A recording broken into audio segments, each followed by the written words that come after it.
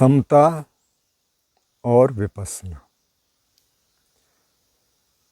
तो एक दोस्त का सवाल है कि समता और विपश्यना के बारे में थोड़ा बताइए।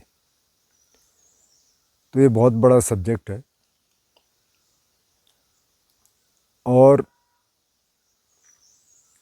कई 10 दिन के कोर्स करने के बाद भी हमको ये सीधा सीधा पता नहीं था कि दो अलग अलग तरह की साधनाएं हैं। आप ये कह सकते हैं दो अलग तरह की साधनाएं हैं, या ये कह सकते हैं कि एक ही तरह की साधना है लेकिन थोड़ा उनका रूप अलग है। तो अगर तो आपने 10 दिन का विपश्यना कोर्स किया है गोयनका जी वाला, तो फिर आपने समता शब्द को सुना होगा बार बार। वो बार बार कहते हैं कि समता में रहेंगे तो ही फ़ायदा होगा, या समता कितनी रही प्रोग्रेस का ये मापदंड है। तो उस समता में और जिस समता की अभी हम बात करने वाले हैं इसमें फ़र्क है। उस समता का मतलब ये है कि आपकी इक्वेनिमिटी कितनी है, आपका बैलेंस कितना है, आप जो संवेदनाएं हो रही हैं शरीर पे, दर्द हो रहा है तो उस पर रिएक्ट कितना कर रहे हैं या नहीं कर रहे हैं, बिना रिएक्शन के आप रह पा रहे हैं कि नहीं। उस समता का मतलब ये है। ये जो समता हम कह रहे हैं, बुद्ध ने कहा कि दो तरह की ध्यान विधियां हैं, एक है समता और एक है विपश्यना। अब सिंपल भाषा में इसको समझ लीजिए। समता का मतलब जो विधि आपको समाधि की तरफ ले जाए तो वो समता। जो विधि आपको विपश्यना की तरफ, मतलब विपश्यना से क्या मतलब हुआ कि आप संवेदनाओं को देख रहे हैं बिना किसी रिएक्शन के, कोशिश कर रहे हैं, चित्त को देख रहे हैं, मन को देख रहे हैं। मन में राग आता है तो आप जानते हैं राग आता है, राग है। द्वेष आता है तो आप जानते हैं द्वेष है। इसी तरह से आप अगर कोई स्ट्रॉन्ग इमोशन आता है तो उसको देखते हैं। कई बार नींद आने लगती है तो उसको भी देखते हैं। कई बार किसी के प्रति बहुत ज़्यादा द्वेष आता है तो उसको देख रहे हैं और कोशिश कर रहे हैं कि उसको साक्षी भाव से देखें। ये विपश्यना हो गई सिंपल भाषा में। तो अब जिन्होंने कोर्स किया होगा 10 दिन का, तो 3-3.5 दिन आनापान की साधना करवाते हैं। मतलब सांस को यहाँ देखते हैं, नासिका के आसपास, जहाँ से सांस अंदर गया, जहाँ से सांस बाहर आया, वहाँ ध्यान दे के सांस की जानकारी, मतलब अंदर जाते हुए सांस की जानकारी, बाहर आते हुए सांस की जानकारी। अगर आपको कोई ध्यान नहीं आता आप इसको कर लीजिए। बैठ जाइए 10-15-20 मिनट, सांस को ऑब्ज़र्व कर लीजिए। देखना मतलब आंखें तो बंद हैं लेकिन मन वहाँ है, महसूस कर रहे हैं। ये जो विधि है ये आपको समता में ले जाएगी। और बुद्ध ने और बहुत सारी विधियाँ बताई, जैसे कसीना ध्यान है जिसके बारे में बहुत कम सुनते हैं। अब संक्षेप में देखें तो त्राटक जो करते हैं वो भी उसका एक रूप है। लेकिन ये विधियाँ अपने आप ज़्यादा करनी नहीं चाहिए। 2-4 मिनट अगर आप त्राटक कर रहे हैं तो कोई दिक्कत नहीं है। लेकिन और जो कसीना मेडिटेशंस हैं जो डिस्क पे किए जाते हैं वो बहुत अलग सब्जेक्ट है और बहुत कम किया जाता है। तो ये सबसे सेफ क्या है, ब्रेथ मेडिटेशन, जो सांस पे जो हम ध्यान लगाते हैं, सांस को जो हम ऑब्ज़र्व करते हैं, ये सबसे सेफ है। तो ये ले जाएगा आपको समाधि की तरफ। समाधि क्या है? समाधि का मतलब है सम धन आधन धी। मतलब जब चित्त एकाग्र होना शुरू हो जाए, यानी एक ही जगह आ जाए। एक ही जगह कैसे आएगा?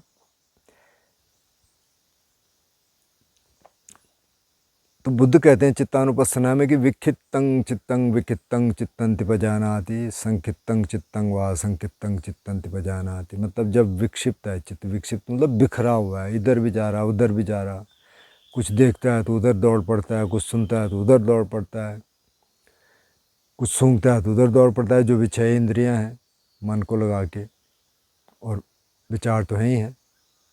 तो अब बैठे हैं ध्यान में तो आँख तो आपकी बंद है, एक फैकल्टी तो आपने बंद कर दी, लेकिन बाकी तो 5 तो शुरू हैं, चालू हैं, और दिमाग तो है ही है। विचार चल रहे हैं तो उसके पीछे दौड़ता है। अब क्या हुआ, जैसे जैसे आपने समाधि का अभ्यास शुरू किया, जैसे जैसे आपने आनापान का अभ्यास शुरू किया, सांस को ऑब्ज़र्व करना शुरू किया, थोड़ा कम दौड़ रहा है। और अगर दौड़ रहा है तो आप उसको वापस ले आते हैं, और धीरे धीरे क्या होता है, वापस लाना नहीं पड़ता, याद आ जाती है फट से, उधर अपने आप ही आ जाता है, ज़्यादा खींचना नहीं पड़ता।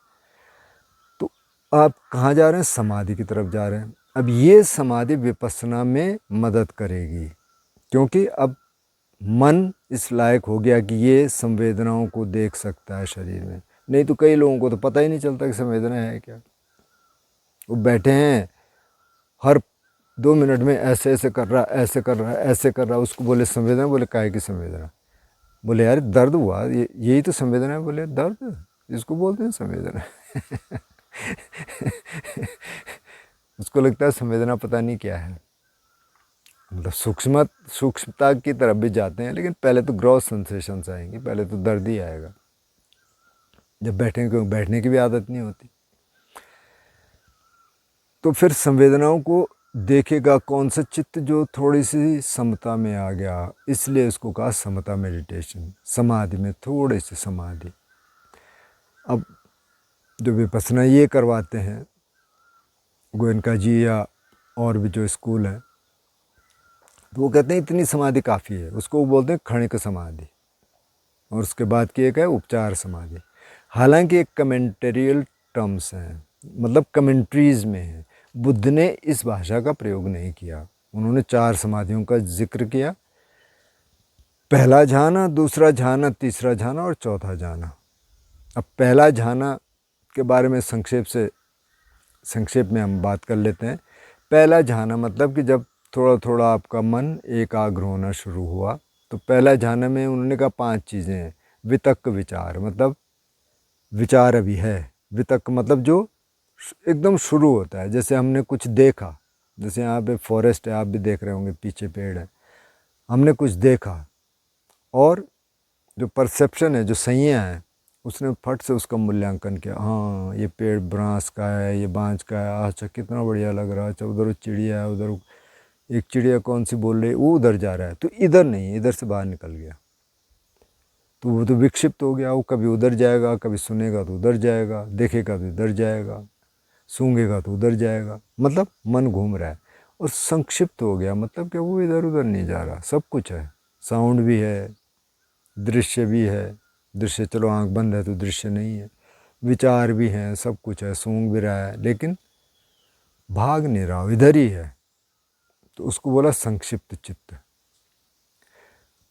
तो जब विक्षिप्त है तो विक्षिप्त जानता है, संक्षिप्त है तो संक्षिप्त जानता है।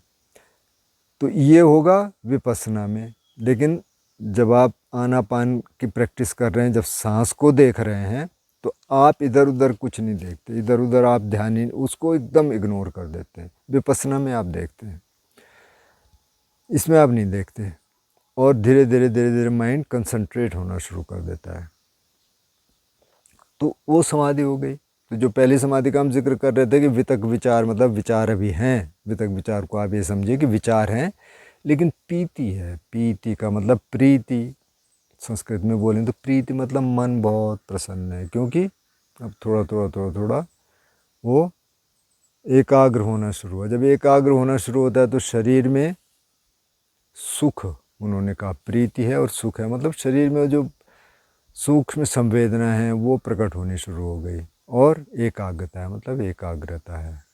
तो ये प्रथम ध्यान है, और धीरे धीरे ऐसी सेकंड, थर्ड, फोर्थ है। सेकंड में विचार भी ख़त्म हो जाते हैं, थर्ड में प्रीति भी ख़त्म हो जाती है, और फोर्थ में सुख भी ख़त्म हो जाता है। सिर्फ बैठे हैं, कुछ नहीं चल रहा दिमाग में, दिमाग ऑलमोस्ट स्पेस, एक स्पेस है बस, उसमें है। वो बहुत ऊंची स्टेट है, लेकिन हम पहले ध्यान तक की बात कर सकते हैं, या जिसको कमेंटेरियल टर्म में क्षणिक समाधि का या उपचार समाधि का, मतलब थोड़ा थोड़ा मन कंसंट्रेट होना शुरू हो गया, थोड़ा थोड़ा विचारों में गैप आने शुरू हो गए, थोड़ा शरीर हल्का होना शुरू हो गया, अभी दर्द भी है तो उसको भी देख पा रहा है ठीक से समतापूर्वक, मतलब उस पर ज़्यादा रिएक्शन नहीं हो रहा, तो आप समाधि के आसपास आ गए। तो आपको याद होगा कि बुद्ध जब घर से निकले तो 2 टीचर्स से मिले, अलार कलाम और उदक रामपुत्र। उनसे उन्होंने इन 4 समाधियों की भी आगे की समाधियाँ सीखी, जिसको बोलते हैं अरूप आयतन या अरूप समाधि भी कह सकते हैं। बहुत ऊंची समाधि जिसमें शरीर की जानकारी खत्म हो गई। और अभी भी ऐसे टीचर हैं, कुछ और परंपराओं के टीचर हैं जो दिखाते भी हैं, लोग बड़े प्राउड होके कहते हैं। किसी मैं एक सन्यासी को सुन रहा था, किसी एक जो एक तरह का ध्यान सिखाते हैं कि हमारे टीचर तो ऐसे बिल्कुल समाधि में चले जाएंगे, अब उनको आप एग्जामिन करिए तो शरीर में कुछ नहीं है, मतलब क्लिनिकली डेड। जब डॉक्टर कहेंगे कुछ नहीं है भाई, तो सब सांस वाँस निकल गया है, तो शरीर तो मर गया, लेकिन वो मरा नहीं, समाधि में चला गया। तो बुद्ध ने तो उसके लिए मना किया। अब कई बुद्धिस्ट योगी भी हो सकता है कर लें, लेकिन उन बुद्ध ने कहा कि नहीं, इसको दिखाना नहीं है, दिखाने की चीज़ नहीं है भाई, ये तो अंतःकरण की शुद्धि के लिए। तो खैर, तो अलार कलाम और उदक रामपुत्र से उन्होंने बहुत आगे की समाधियाँ सीखी, लेकिन बुद्ध ने कहा इससे विकार खत्म नहीं हुए, विकार तो अभी हैं, अनुशय क्लेश जिसको कहते हैं, बहुत नीचे दबे हुए। उन्होंने कहा वो तो वैसे के वैसे हैं, मतलब बहुत सारे विकार खत्म हो गए, लेकिन नीचे अभी हैं विकार, जब मौका मिलेगा वहाँ जाएंगे। और थ्रू आउट द हिस्ट्री, पूरे इतिहास में इस समाधि को ऐसा मान लिया गया कि ये मोक्ष मिल गया, मुक्ति मिल गई, निर्वाण मिल गया, इनलाइटेंड हो गए। और अभी भी ये मिसकंसेप्शन है, हालांकि वो बहुत ऊंची स्टेट है, वो छोटी स्टेट नहीं है, बहुत ऊंची है, लेकिन वो बुद्ध ने कहा इनलाइटनमेंट नहीं है। तो समाधि को माना गया। अच्छा, दूसरी चीज़ क्या है, समाधि हमेशा रहती है, चाहे बुद्ध हो चाहे ना बुद्ध ना हो। बुद्ध का कंट्रीब्यूशन क्या है, बुद्ध की खोज क्या है, वो विपස්සना को खोज निकालता है, इसीलिए उसको बुद्ध कहते हैं। नहीं तो समता हमेशा है।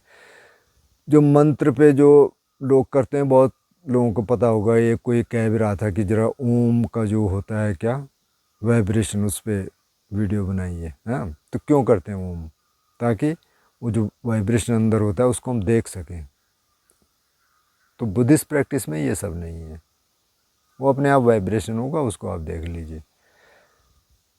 तो ये जो जितनी चैंटिंग है, जितने बाकी के गुरु कराते हैं समाधि की प्रैक्टिस, कोई मंत्र दे देता है, ज़्यादातर मंत्र ही देते हैं, या कुछ उसमें सांस की भी प्रैक्टिस करवाते हैं, तो सारी की सारी समाधि की प्रैक्टिस है। विपස්සना की प्रैक्टिस जो बुद्धिस्ट मेडिटेशन है उसी में है, और कहीं नहीं है। और बुद्ध ने कहा कि मुक्ति इसी से मिलेगी। तो विपස්සना क्या है, जैसे हमने अभी जिक्र किया कि मन एकाग्र हो गया, उसके बाद मन ने देखना शुरू कर दिया हो क्या रहा है। मन में कुछ होता है तो शरीर पे क्या होता है, शरीर में कुछ होता है तो मन में क्या होता है। अब दर्द आया तो मन कैसे रिएक्ट कर रहा है, और अगर मैंने थोड़ी देर देखना शुरू कर दिया, अच्छा क्या रिएक्शन चल रहा है।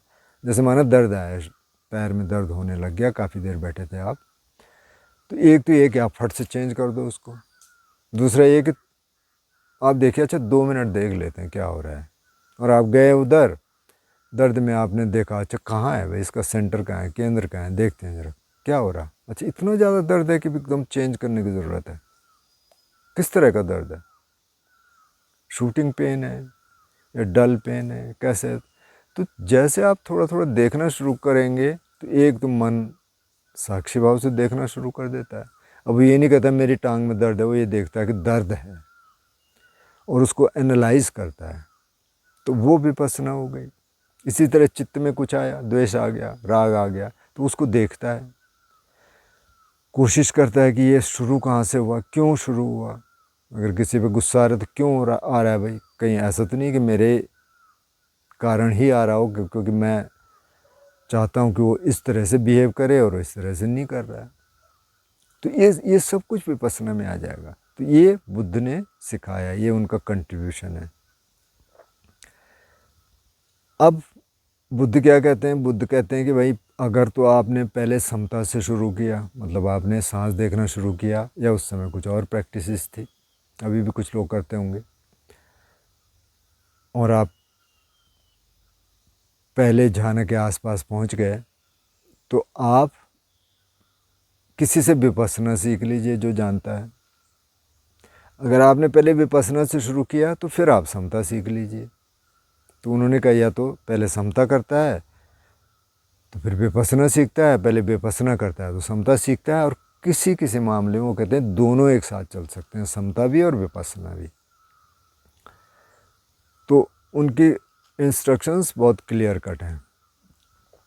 तो मतलब समता किस लिए करनी है? ताकि मन थोड़ा एकाग्र हो जाए, उसका उद्देश्य ये है। अब आप ओम ओम ओम ओम जप रहे हैं या कोई नाम जप रहे हैं तो मन तो उसी में लगा हुआ है, तो शांत कैसे होगा? उस समय एकाग्र तो हो जाएगा, शांत कैसे होगा? अब कुछ आपके चित्तधारा पे आ गया, कोई द्वेष आ गया, किसी ने आपको गाली दे दी, क्या करेंगे? ओम ओम ओम करेंगे? क्या देखेंगे? क्योंकि प्रैक्टिस तो उसकी है। तो वो अवेयरनेस के लिए ठीक था, वो ऐसा नहीं था कि आप बस आधे घंटे ओम ओम ओम जपते रहें। वो इसके लिए था ताकि आप बॉडी में आ जाएं, मन और शरीर एक ही जगह आ जाए। यहाँ आ गया, अब आप विपස්සना करना शुरू कर दीजिए। जिसको अजपा जाप भी बोला कुछ लोगों ने, अब वो सूत्रों में बात कह दी, वो समझ ही नहीं आती अजपा जाप है क्या। अजपा जाप का मतलब ये है आप जप नहीं कर रहे हैं, आपने ओमकार बस एक बार कह दिया, ठीक, और आप देख रहे हैं अंदर क्या हो रहा है।